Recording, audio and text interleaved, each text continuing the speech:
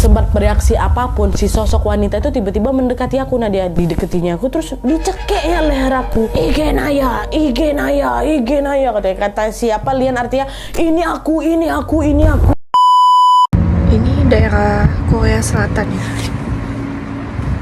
Oke Wak, jadi kisah yang aku ceritakan malam ini dikirim sama Wak kita yang bernama Julian atau Lian dari Korea Selatan. Halo Lian. Nah sedikit informasi tentang Lian Wak, jadi dia ini adalah anak sulung dari 4 bersaudara. Ayahnya memang warga negara Korea Wak, tepatnya dari kota Daejeon. Sedangkan ibunya berasal dari Indonesia, tepatnya dari Makassar. Nah sejak tahun 2015 Wak, Lian ini berkuliah di salah satu kampus yang ada di Korea Selatan, yang kita sebut aja lah dengan inisial Universitas Kaya. Nah selama berkuliah ini Wak, Lian ini tinggal di asrama khusus laki-laki yang memang tidak jauh dari kampusnya. Perkuliahan Lian pun berjalan dengan lancar waktu dia mulai di sana kan. Hingga pada tahun 2019 Wak, dia mengalami rentetan teror mistis yang tidak akan pernah dia lupakan seumur hidupnya. Jadi ceritanya nih, pada suatu malam di akhir tahun 2019 Wak, Lian ini sedang nongkrong di kamar teman asramanya, namanya Indra. FYI Indra ini memang orang asli Indonesia juga Wak. Nah di kamar itu gak cuma ada Indra aja, ada juga 4 teman Lian yang lain. Mereka adalah Junghae dari Seoul, terus Doji dan Guwo dari Daejeon juga, serta Kevin Wak dari Selandia Baru. Jadi di kamar itu udah ada 6 orang ya, termasuk si Lian. Nah di sana mereka ngobrol-ngobrol lagi tuh, sesekali juga bermain HP. Tapi pada saat malam semakin larut Wak, obrolan mereka ini mulai merembetlah ke sebuah kisah di balik berdirinya Universitas K ini atau kampus mereka. Jadi Wak, menurut Gunwo yang memang asli orang Korea ini,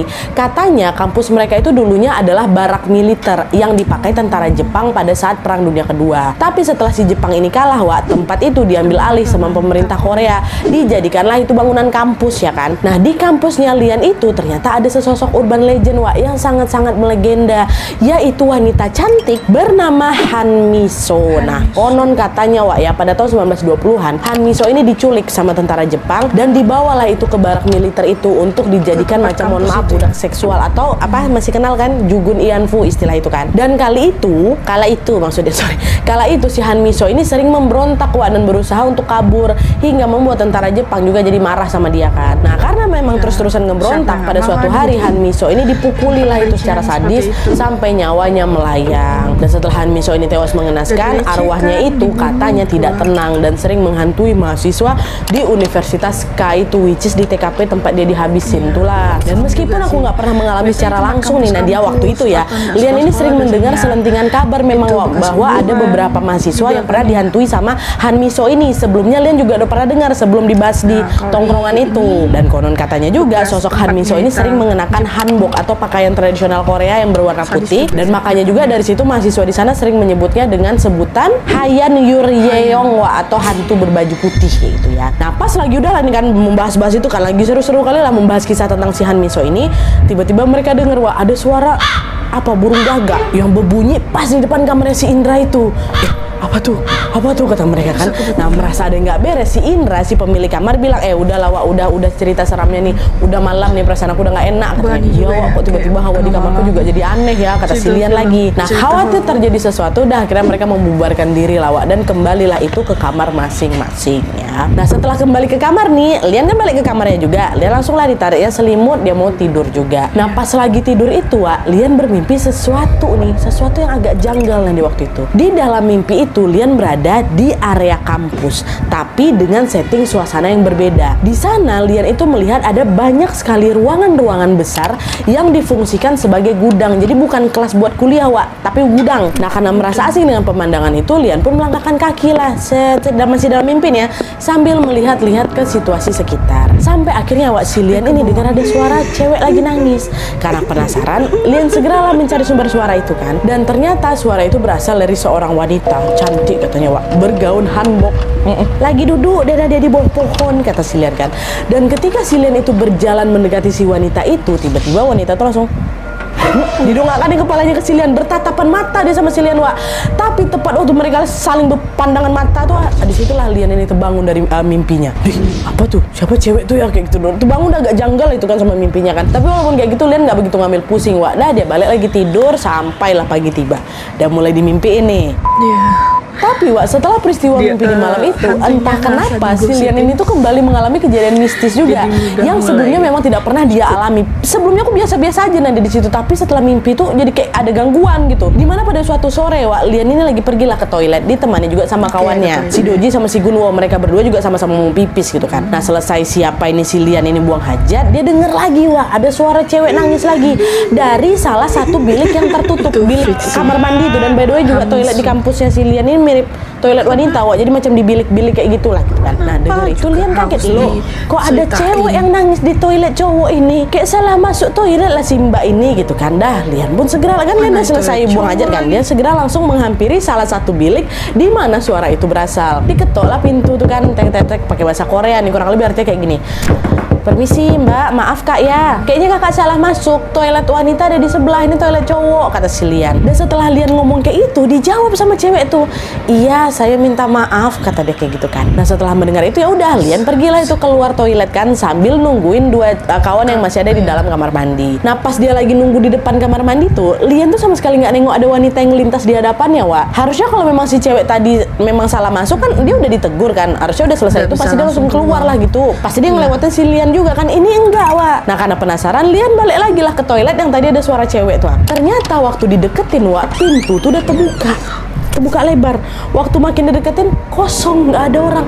Loh, kemana cewek yang nangis tadi? Aku dari tadi juga nggak ada ngeliat dia keluar lah, kata siapa, kata si Lian kayak gitu kan. Nah ngerasa udah nggak ada yang nggak beres di situ Wak, Lian pun segera langsung ngajak kawan-kawannya balik lagi lah ke kelas dengan terburu-buru. Udah Wak, cepat Wak, udah keluar lah ini kawan dia berdua. Pergilah lagi mereka masuk ke kelas. Dan sejak dua kejadian itu Wak, Lian ini jadi sering mendengar suara wanita nangis, entah itu di toilet kampus Nadia, di koridor, di asrama, pokoknya di mana-mana aku sering aja tuh dengar cewek nangis gitu. Tapi kan memang gangguan itu ya cuman hanya sekedar suara aja kan, dan aku juga nggak begitu ngambil pusing. Aku masih mikir masih positif thinking aja, mungkin ada suara suara orang lah kayak gitu, atau mungkin itu perasaan aku aja. Tapi Wak, selang beberapa minggu kemudian teror ini kembali menghantui Lian dalam tahap yang lebih ekstrim lagi kalau kata si Lian ya. Dan gak cuma Lian aja Wak, di sini kawan-kawannya si Lian itu juga ikut mengalami rentetan teror mistis ini. Nah jadi pada suatu hari Wak, menjelang libur Natal, sebagian mahasiswa Universitas K itu menikmati hari libur mereka dengan kembali ke rumah seperti biasa kan. Tapi waktu itu Nat, aku sama keempat kawan aku, si Indra, si Kevin, si Junghae sama si Gunwo itu memilih untuk tetap stay di kampus karena memang ya kami lagi nggak mau balik aja gitu. Nah di malam harinya nih mereka berempat berkumpul lah itu di kamarnya si Kevin sambil ngobrol-ngobrol lah gitu seperti biasa. Dan terus karena mungkin bosan sama ngobrol-ngobrol aja, si Lian nyeletuk, kita ngapain lagi tuh yuk, masa cuma ngobrol-ngobrol aja, ngapain kek gitu kan. Terus si Gunwo bilang,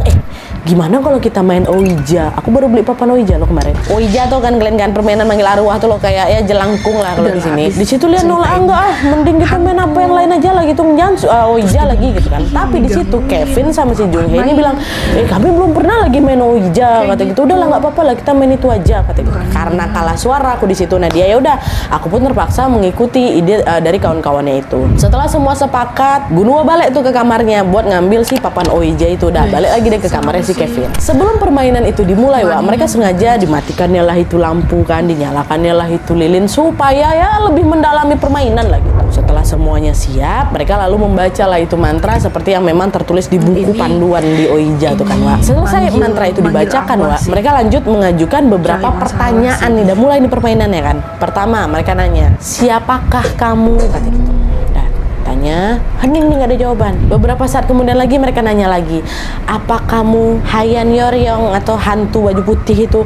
Hening juga, nggak ada reaksi itu papan Ouija tuh. Nah nggak nyerah di situ aja, mereka nanya lagi nih yang ketiga, kalau kamu ada di sini, tolong tunjukkan diri. Hening juga, nggak ada reaksi apa-apa Wak. Nah karena tidak ada pergerakan yang menandakan kehadiran makhluk halus itu, Junghae tiba-tiba nyeletuk, setan sialan kata gitu. Udahlah bubar aja lah kita, nggak ada nih setannya nih. Tapi waktu dia ngomong kayak gitu, cahaya lilin yang ada dekat kami itu dia padam langsung. Tuh tiba-tiba langsung gelap gulita kan kamar mereka. Dan habis itu mereka juga dikejutkan sama suara benda jatuh dari rak bukunya si Kevin.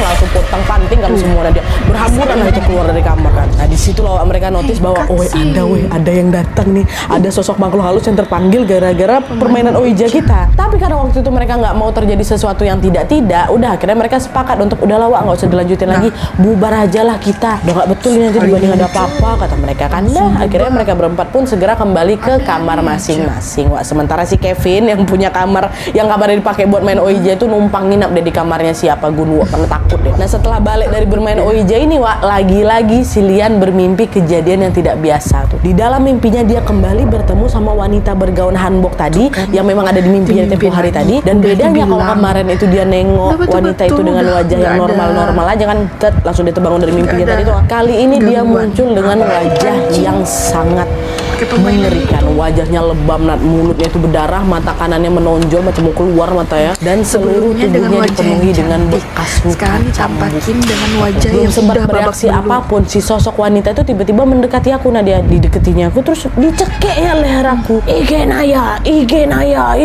kata siapa Lian, artinya ini aku.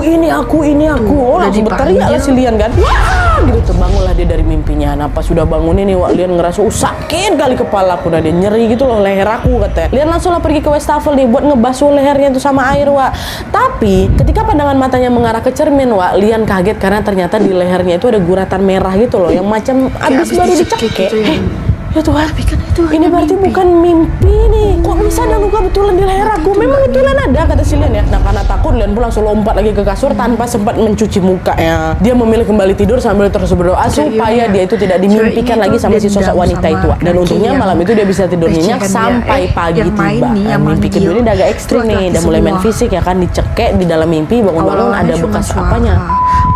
Dan setelah kejadian malam itu Wak, Lian ini sudah tidak pernah lagi mengalami peristiwa mistis dan dia kembali menjalani hari-harinya dengan normal. Udah nggak pernah lagi nih dimimpiin sama sosok itu lagi kan. Sampai pada suatu hari Lian balik lagi kumpul nih sama kawan-kawan asramanya di kamarnya Kevin lagi Wak. Seperti biasa setiap kali ngumpul mereka selalu ngomongin itulah banyak hal kan. Termasuk tentunya kejadian setelah mereka main OIJ tempo hari itu. Di situ si Gunwo bilang kayak gini, kenapa ya sejak kita main OIJ kemarin tuh perasaanku jadi nggak enak loh. Bahkan kemarin aku sama Kevin sempat ngalamin kejadian aneh loh, kata siapa ini kan. Loh kenapa emang ya, katanya si Lian. Nah di situ Wak, Gunwo pun cerita bahwa ketika kemarin asrama mereka ini sempat mati lampu tuh, Gunwon ini kelaparan. Dia mau masak mie instan di dapur umum Wak. Nah by the way di luar kamar mereka itu memang ada dapur yang biasanya dipakai barengan sama penghuni lain gitu. Tapi karena takut pergi sendirian, Gunwon ngajak si Kevin. Ya udah sinilah aku temenin, tapi cepat-cepat gue masaknya ya, kata si Kevin. Kevin kan juga udah rada takut gitu. Udahlah tuh mereka berdua pun pergilah ke dapur dalam situasi gelap kan, lagi mati lampu kan. Jadi cuma diterangi pakai lampu flash handphone aja. Awalnya nggak ada kejadian aneh Wak sama sekali di situ. Tapi beberapa saat kemudian mereka berdua ini dengar ada suara orang lagi nyeruput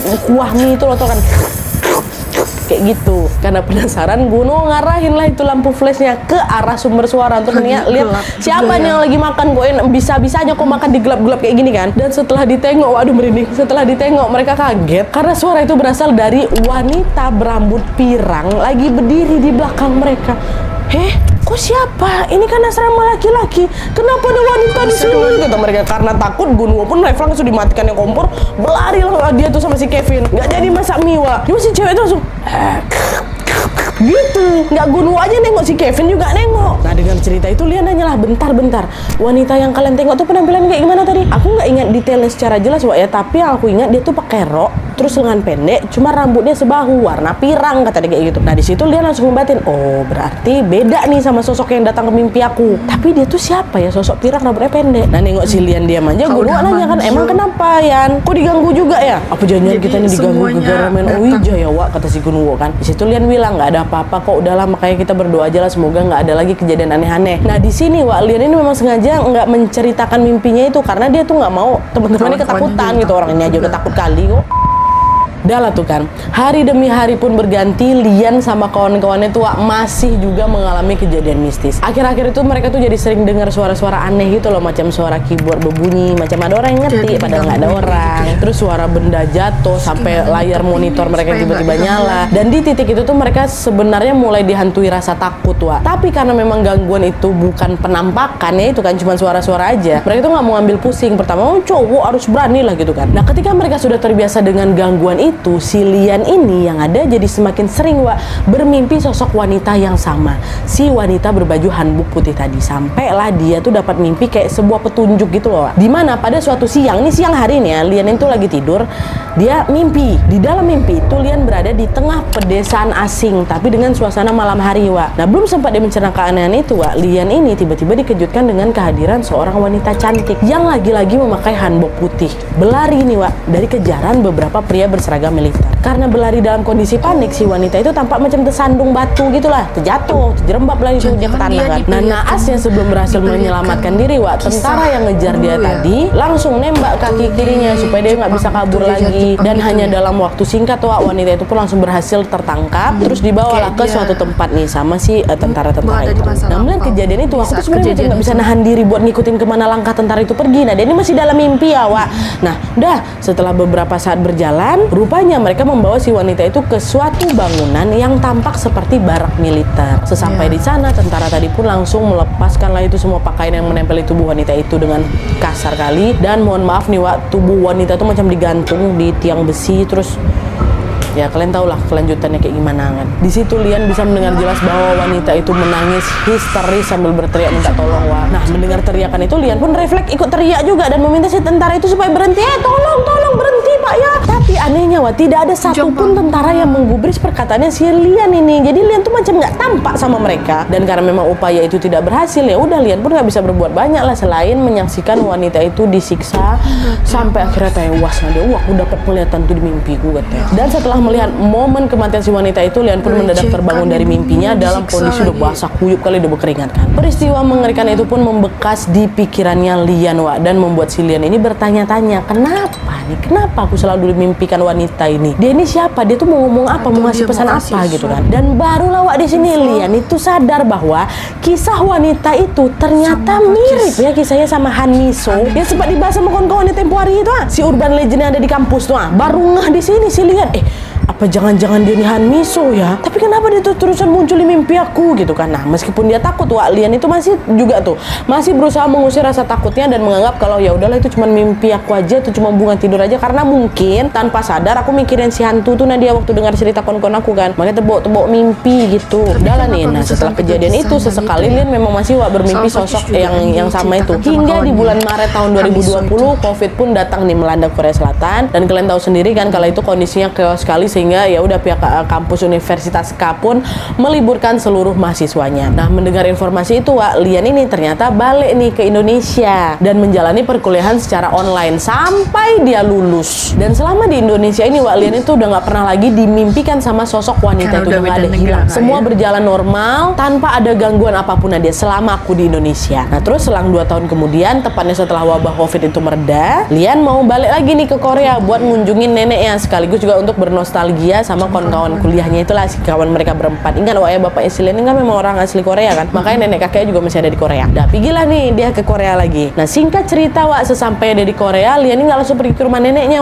tapi dia ketemuan dulu nih sama kawan-kawan lamanya di sebuah restoran dekat Universitas K itu. Nah pas Lian udah nyampe di sana, rupanya Doji, Gunwo dan juga si Indra udah nyampe duluan tuh di sana, tapi si Junghae kamar sekamarnya sama si Kevin nggak ikut ke pertemuan itu karena mereka lagi berhalangan lah. Junghae katanya lagi ada acara keluarga, si Kevin masih balik kampung ke Selandia Baru. Meskipun nggak lengkap waktu itu di pertemuan itu mereka berempat saling bertanya kabar tentunya dan mengobrol banyak hal, termasuk lagi-lagi membahas tentang Yesus, sosok wanita yang sempat ngantuin mereka di asrama dulu tuh. Memang kisah horornya jadi obrolan yang paling seru kali di tongkrongan dan akan terus mengulang merantai nggak akan ada habisnya. Tuh dia, makanya kalian kumpulin semua kisah horor aku waktu nongkrong, kalian ceritakan. Lebih bagus lagi kalian suruh kalau nongkrong kalian yang belum mendengar aku, tonton aku.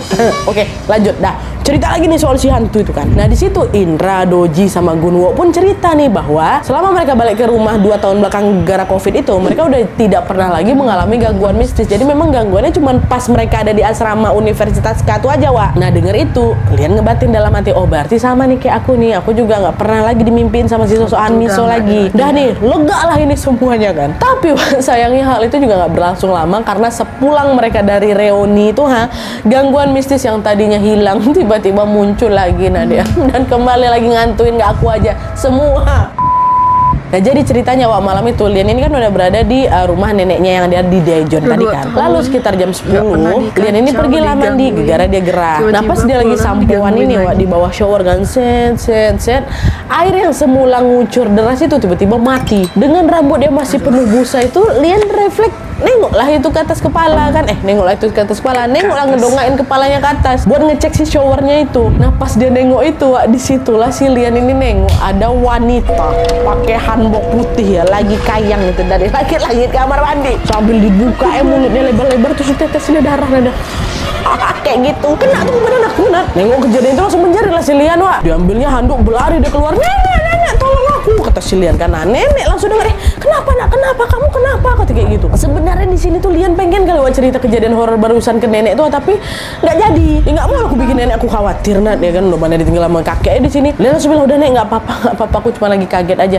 Sampai itu kenapa badanku kok berdarah-darah, habis jatuh kok Nak. Nenek panggil ambulan ya, kata nggak apa-apa nek, nggak apa-apa, ini tadi warna sampo-nya nih. Dan nenek nggak usah khawatir, masuklah nenek. Dah aku mau ganti baju abis ini gitu. Dan setelah berkali-kali meyakinkan bahwa si Lian ini baik-baik saja, sang nenek pun akhirnya percaya Wak. Nah selang beberapa saat kemudian Lian pun memberanikan diri Wak, balik lagi lah ke kamar mandi untuk dimasukkannya lah itu semua rambutnya masih berbusa kok. Dan untungnya di sana Lian udah nggak nengok lagi Wak, sosok yang kayang putih hanbok tuh udah nggak ada, udah hilang dia. Tapi meskipun sosok itu hilang Wak, bukan berarti gangguannya juga berhenti di situ. Malam harinya Lian ini kembali bermimpi lagi sosok Han Miso itu setelah 2 tahun berlalu. Dan kali ini dia muncul dengan wajah yang sangat-sangat mengerikan. Wajahnya lebam, matanya hampir keluar, dan tubuhnya penuh dengan luka. Di dalam mimpi itu sosok itu menghampiri si Lian terus ngomong, halo Lian, masih ingat sama aku, katanya gitu. Dan setelah mendengar pertanyaan itu Nadia, aku langsung terbangun. Terus waktu bangun tuh kepalaku sakit, sesakit-sakitnya sejadi, betul-betul sakit hebat kan, mencoba pecah. Nah di titik ini Wak, Lian ini udah mulai takut karena sosok itu tuh udah 2 kali muncul dalam rentang waktu 1 hari aja, iya kan? Waktu Lian mandi dia muncul, waktu malam hari dia muncul lagi, ya kan? Nah kejadian itu langsung bikin si Lian udah nggak bisa positive thinking lagi. Ini bukan sekedar bunga tidur aja nih, bukan sekedar mimpi, ini teror betul ini. Nah khawatir terjadi sesuatu yang tidak diinginkan Wak, kali ini Lian nggak diam. Dia akhirnya memutuskan untuk menceritakan semua pengalaman horornya ini kepada teman-temannya. Nah keesokan harinya Wak, Lian pun mengajak ketemu 2 temannya yang sama-sama tinggal di Daejeon, yaitu siapa? Si Gunwo sama si Junghae kan, berdua. Nah setelah mereka bertemu, Lian pun langsung cerita lah itu semua tentang gangguan apa yang dialami sejak tahun 2019 lalu Wak. Mulai dari dia sering dimimpiin sosok si Han Miso tadi sampai ke kejadian di kamar mandi kemarin tuh. Dengar itu Gunwo akhirnya ikut buka suara juga. Kalian tahu nggak? Beberapa hari lalu aku juga digangguin loh sama sosok hantu tuh. Digangguin kayak gimana kok? Kupikir kok aman-aman aja, kata si Lian kan. Nah di situ akhirnya si Gunwo ini juga cerita kalau pada suatu malam ini dia mimpi dikejar-kejar sama wanita bergaun hanbok juga Wak, dengan wajah yang menyeramkan. Dan ngerinya lagi setelah kebangun dari mimpi itu, si Gunwo ini melihat sosok itu berdiri di hadapannya langsung. Belum sempat bereaksi apa-apa nih, sosok itu pun langsung menindih tubuhnya Gunwo sampai si Gunwo ini sulit bernapas. Dengan sisa-sisa tenaga yang ada Wak, Gunwo pun berusaha berdoa sebisanya hingga akhirnya sosok itu pun berhenti menindihnya dan udah hilang gitu aja. Si Gunwo juga diteror nih ya kan. Nah setelah mendengar pengalaman horor kedua temannya itu, si Junhae bilang, menurutku gangguan yang kalian alami ini udah nggak masuk akal lah Wak. Mendingan kalian pergi aja lah ke orang pintar. Kebetulan kakekku ada kenalan nih namanya kakek Boyong. Dia ngerti tuh hal-hal kayak gini, mau nggak kalian gua anterin, kata si Junghae kan. Sebenarnya di situ Liannya agak skeptis Wak dengan kemampuan dukun di Korea itu. Apalagi di Korea ini kan nggak banyak orang yang paham sama hal-hal kayak gitu kan. Tapi karena dia nggak mau terus-terusan dihantui, ya udah akhirnya Lian mau lah. Ya udah aku mau Wak. Tapi kita kesana sama-sama ya. Iya nanti aku temenin. Nanti aku aja Indra sama Doji sekalian ya, kata gitu. Udah lah tuh. Akhirnya mereka janjian lah ini pergi ke rumah kakek Boyong tadi, si dukun ini, pada hari Minggu pagi. Dan hari berganti hari, tanpa terasa waktu yang mereka tunggu ini pun telah tiba. Pagi itu Lian, Indra, Junghae, Doji sama si Gunwo, mereka berlima ini pergilah Wak ke rumah kakeknya ini, si kakek Boyong ini, dengan menaiki kereta api. Sesampainya di sana Wak, Lian dan juga Gunwo langsunglah itu menceritakan kejadian horor yang mereka alami kan berdua nih. Mendengar itu si kakek ini langsung bilang, kalian habis main Ouija ya? Sekarang barangnya mana? Kata gitu. Tahu kakek ini? Iya kek, kebetulan ini juga saya bawa nih dalam tas saya, kata si Gunwo. Dibawa Wak sama dia karena dia tahu pasti sumber masalah ini dari si Ouija itu kan. Nah kakek Boyong ini pun langsung lah ngomong lagi, sebenarnya gangguan yang kalian alami ini terjadi memang ya karena Ouija itu banyak makhluk halus di kampus Datang. kalian yang ngerasa terpanggil karena kalian bermain mainan itu. Tapi dari sekian banyaknya makhluk, ada nih satu makhluk yang energinya paling kuat dan dia selalu mengganggu kalian. Dia adalah Hayan Royong, atau ya sosok wanita yang pakai hanbok putih itu, Wak. Pantes, memang dia yang paling intens gangguin aku, kata Lian dalam hati kan. Lalu Lian nanya lah ke si kakek ini, terus kami harus kayak gimana nih kek? Kami udah bertahun-tahun ya diganggu sama si sosok itu, udah capek kek, dia juga udah main fisik, kata gitu kan. Kakeknya jawab, kalian hanya perlu membakar papan Ouija yang kalian pakai buat manggil dia sebelum matahari terbit ya. Dan juga pastikan abu bekas pembakarannya kalian masukkan ke dalam guci kremasi. Pokoknya perlakukan papan itu seperti kalian memperlakukan jasad manusia. Kata. Dan selain itu, Wak, kakek Boyong ini juga mengatakan bahwa dia itu ya udah hanya bisa membantu sebatas itu aja. Sisanya mereka harus melakukan pembersihan masing-masing. Jadi semacam rukiah masing-masing dengan bantuan pemuka agama sesuai kepercayaan masing-masing juga, mulai dari ustadz, biksu, pendeta, pokoknya udahlah pemuka agama kalian lah. Nah, udah setelah mendengarkan saran itu, Lian sama keempat kawannya sepakat, Wak, untuk langsung dibakarnya Ouija di malam itu juga, nggak nunggu besok, malam itu juga. Dan setelah dibakar, mereka pun langsung menaruh abu sisa pembakaran itu di sebuah guci dan menyimpannya di rumah duka yang memang tidak jauh dari rumah kakek Boyong tadi. Mereka juga sempat tuh mendoakan Haminso supaya arwahnya tenang dan tidak bergentayangan lagi. Nah, selesai melakukan prosesi itu, Lian sama kawan-kawannya berpencar lah itu untuk mendatangi tempat ibadah sesuai keyakinan mereka masing-masing. Ada yang pergi ke vihara, ada yang pergi ke gereja, ada yang juga pergi ke masjid macam si Indra. Sampai di sana, Wak, mereka pun langsung melakukan pembersihan diri sampai tuntas dengan bantuan pemuka agama. Tapi nih, Wak, ya meskipun semua proses itu sudah selesai dilakukan, ternyata masih ada lagi satu kejadian horor yang menimpa si Lian. Ini belum selesai nih, Wak. Jadi ceritanya tuh malam hari nih setelah menjalani ritual itu, Lian ini lagi-lagi dimimpikan, Wak, didatangi lagi sama sosok Han Minso ini. Kalau biasanya dia memang menampakkan diri dengan wajah yang menceramkan, kali ini Han Minso ini muncul dengan menyunggingkan seutas senyum. Dibungkukkannya gitu badannya, dia senyum terus dia ngomong, "Kamsahamnida, Lian." Terima kasih Lian, katanya. Belum sempat si Lian ini jawab apapun, Lian tiba-tiba terbangunlah itu dari mimpinya. Dan sejak mengalami mimpi itu, Lian sama keempat kawannya udah nggak pernah lagi, Wak, dihantui sama si sosok Han Minso ini lagi. Dah, selesai kan gua dari situ.